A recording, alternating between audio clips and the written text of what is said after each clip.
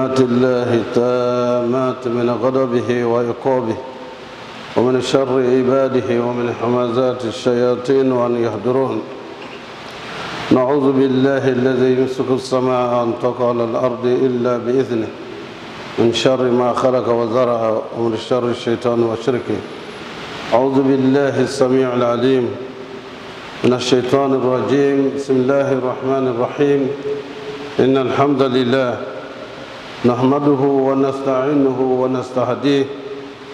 من يهده الله فهو المهتدي ومن يضلل فلن تجد له وليا مرشدا. أشهد أن لا إله إلا الله ولي الصالحين وأشهد أن محمدا عبده ورسوله. اللهم صل وسلم على المبعوث رحمة للعالمين محمد بن عبد الله وعلى آله وصحبه وسلم.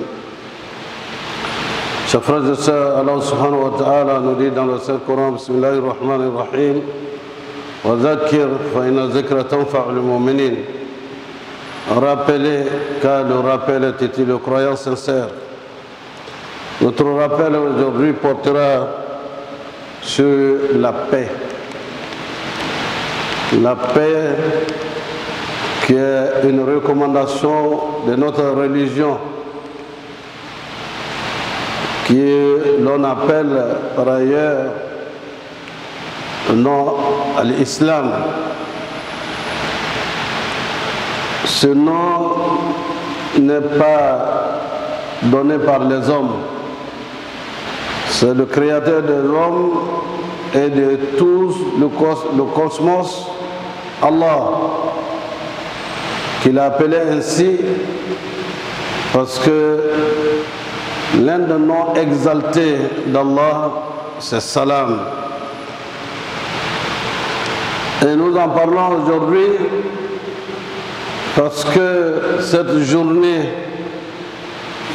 est consacrée à la journée nationale de la paix. Dans un environnement dont la nécessité de parler de ce thème est encore plus qu'accrue. La paix. La paix en Afrique, la paix en Côte d'Ivoire, une nécessité absolue. Et il est à rappeler que nous avons parlé de cela continuellement pendant au moins 3 vendredis pour que nous soyons tous et toutes des acteurs de paix, des promoteurs de la paix.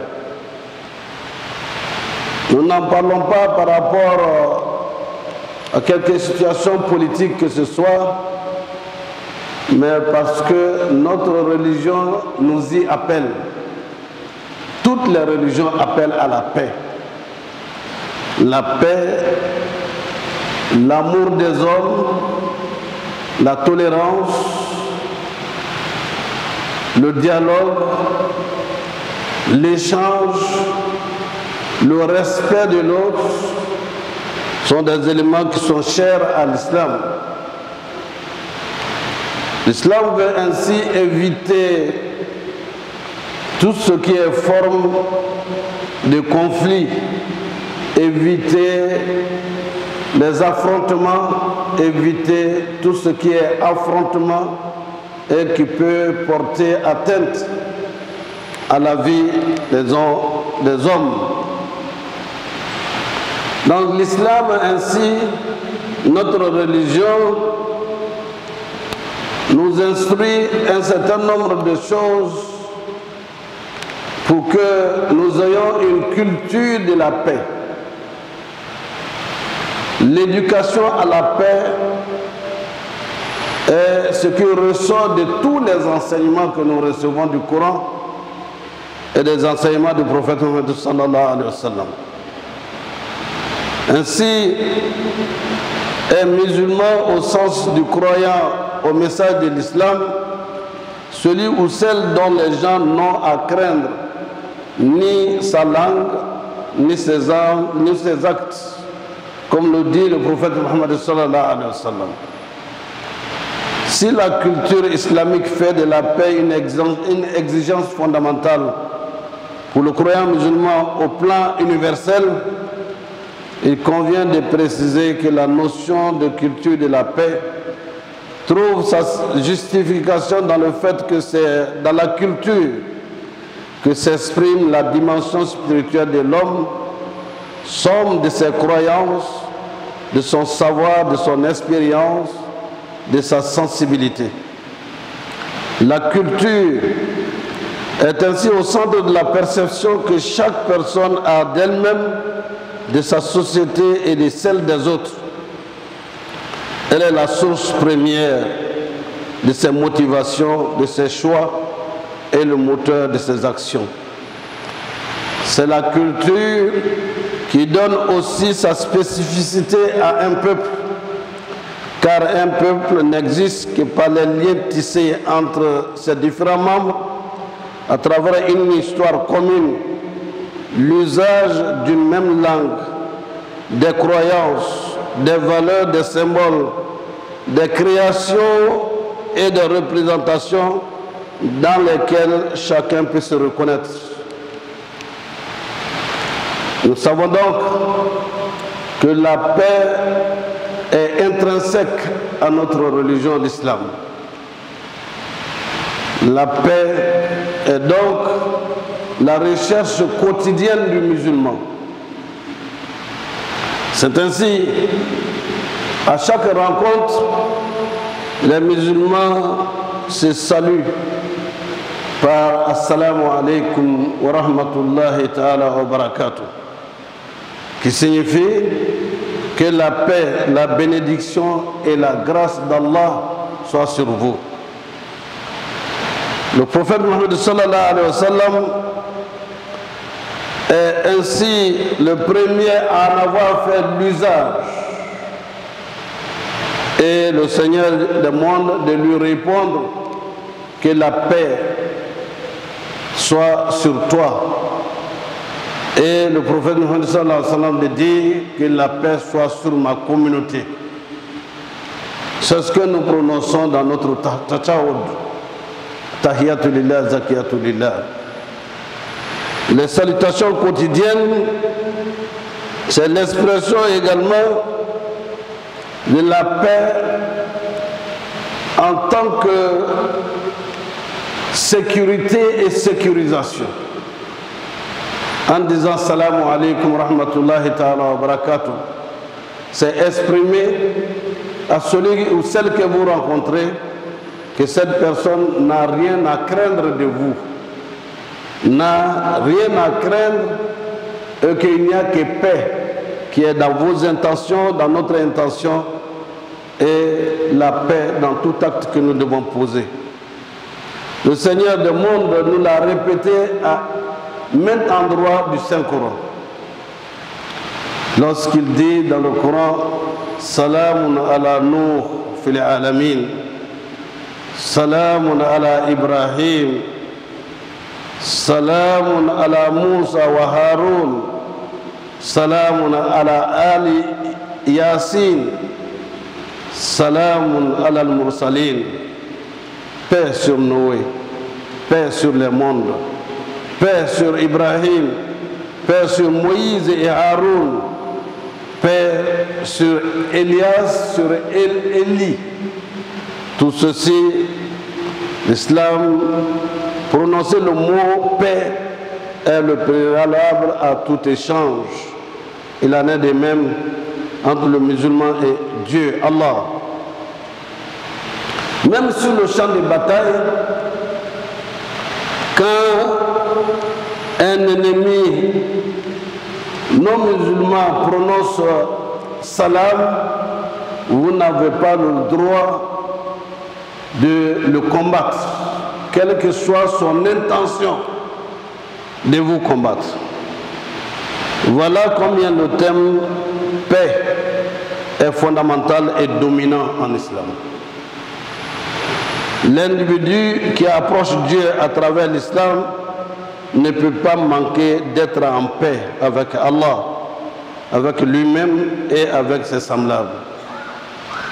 Le qualificatif musulman, muslim, veut dire le porteur de la paix. Le musulman, muslim, veut dire être porteur de la paix. La paix est la nature, la signification, l'emblème et l'objectif de l'islam. C'est pour cette raison que depuis la chute de l'Andalousie, les musulmans sont partis à la conquête du monde pour répandre la paix, pour répandre les vertus de l'islam, les valeurs de l'islam. Chaque être a droit de jouir de la paix de l'islam et de la bonté du musulman et de la communauté musulmane. Sans distinction de religion, sans distinction de région, sans distinction de race, aussi longtemps que l'islam n'est pas l'objet d'agression. L'islam n'est pas l'objet de stigmatisation. Si les non-musulmans sont en paix avec les musulmans, même indifférents à l'islam, il ne peut y avoir que la cohabitation pacifique. Ainsi, chers frères et sœurs,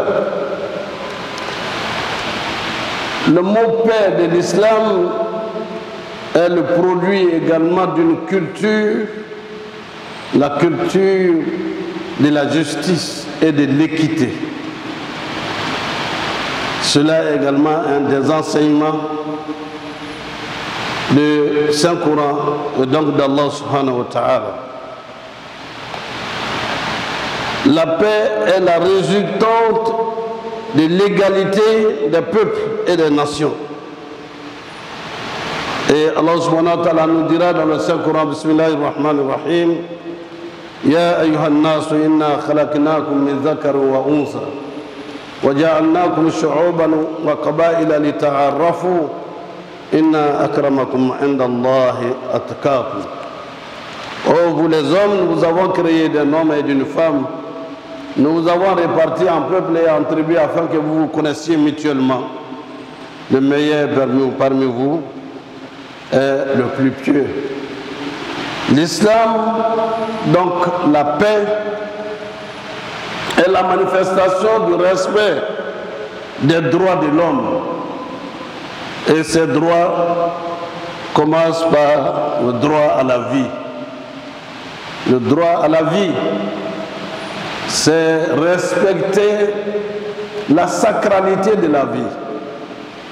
Malheureusement, chers frères et sœurs, il y a un manque criard d'éducation au respect de la vie. Le respect de la vie. Nous savons combien de guerres en Afrique,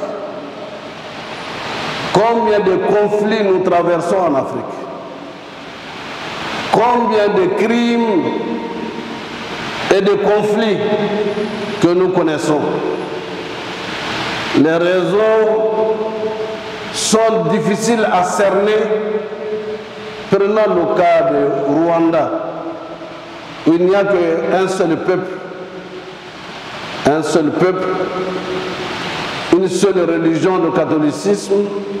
En 3 mois de conflits communautaires, de conflits pour des raisons de prévalence de l'un ou bien de l'autre, 1 million de morts en 3 mois de conflits internes. Voici ce qu'on peut appeler la bêtise humaine. Permettez-moi le mot. Que pour des raisons de terre, des raisons de préscience de l'un et de sur l'autre, un groupe appelle les autres, c'est les cafards. il faut les écraser. Et en écrasant les hommes, 1 million de morts en 3 mois. Je ne retournerai pas dans les conflits de l'orgueil humain, de la guerre 14-18, 20 millions de morts, et de la Deuxième Guerre mondiale qui a fait autant de victimes, et nous connaissons. Chers frères et sœurs, cette occasion qui nous est offerte nous interpelle à faire une introspection. Qu'est-ce qui se passe chez nous? Pourquoi, pour des raisons politiques, de conquête du pouvoir, l'on va tuer 80 personnes en moins de 2 semaines? Même une seule personne porter atteinte à la paix, à la vie d'une seule personne, c'est trop. Nous nous rappelons qu'en 2010-2011, c'était là encore 3000 personnes qui ont été identifiées comme mortes. Pourquoi? Alors que nous vivons ensemble depuis des siècles. Subitement, les Ivoiriens deviennent les ennemis les uns des autres pour nier l'existence de l'autre et même en appeler par un sobriquet, on dit des êtres humains qui sont devenus microbes. Microbes. C'était ça au Rwanda quand ils ont dit les cafards, les cafards. Ressaisissons-nous. Ressaisissons-nous. Parlons à nos fidèles dans les temples, dans les églises et dans les mosquées. Pour que nous redevenions humains dans le respect des uns et des autres. Quand est-ce que nous allons dire et vivre la conviction plus jamais ça? Il y a donc besoin de s'asseoir, pas seulement au niveau des dirigeants, que les jeunes se rencontrent autour d'une table de négociation pour apprendre et dire qu'ils ne sont pas ennemis les uns des autres. Parce que toutes les rencontres, c'est entre les rois, les dirigeants et autres qui viennent s'asseoir pour applaudir. Mais moins d'une semaine après, les couteaux et les fusils sortent pour tuer ça et là. Il est temps que nous retournions à cette paix qui est comme appelée deuxième religion de la Côte d'Ivoire, alors que ça doit être la première religion de la Côte d'Ivoire. Sans paix, il n'y a pas de développement. Sans paix, il ne peut pas y avoir de vie commune. Retournons donc au principe de la foi en l'avenir. Sans paix, il n'y a pas d'avenir. Et il y a donc besoin de l'éducation à la paix, l'éducation à la tolérance, l'éducation à vivre ensemble dans le respect mutuel. Nous sommes en train de démontrer à la face du monde que la religion ne fait pas partie du conflit en Côte d'Ivoire. La religion n'est pas la cause des conflits, qu'on peut s'asseoir, discuter et éviter l'hécatombe. Nous l'avons fait.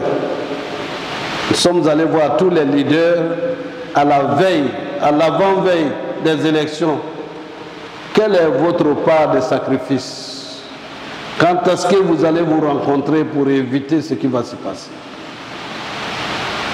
Et enfin, ce que nous avons souhaité, ils se sont assis pour se regarder droit dans les yeux si cela peut continuer, nous allons éviter ce que le drame que la Côte d'Ivoire court. Il y a donc besoin de quoi? Quant à ce qui nous concerne, cette journée doit être une prière de paix, une prière d'exhortation à la paix, une prière d'introspection et dire à Allah, Allahumma anta salam wa minka salam wa ilayka ya'udu salam tabarakta ya zal jalal wal ikram. Ô Seigneur Allah, tu es la paix. La paix vient de toi. Et c'est vers toi que retourne la paix, Seigneur le glorieux, le maître de l'univers. Prions, et nous l'avons toujours fait, continuons encore de prier pour que nous puissions retrouver en l'autre soi-même. Nous pouvons retrouver en l'autre un frère, une sœur, pour que la Côte d'Ivoire d'aujourd'hui et de demain soit meilleure que ce qu'elle a été pendant ces 30 années que nous avons traversées avec difficulté. Qu'Allah nous guide dans le droit chemin, qu'il nous guide dans le chemin de ceux qu'il a comblés de ses bienfaits. أقول قولي هذا واستغفر الله لي ولكم ولسائر المسلمين من كل ذنب فاستغفروه إنه هو الغفور الرحيم.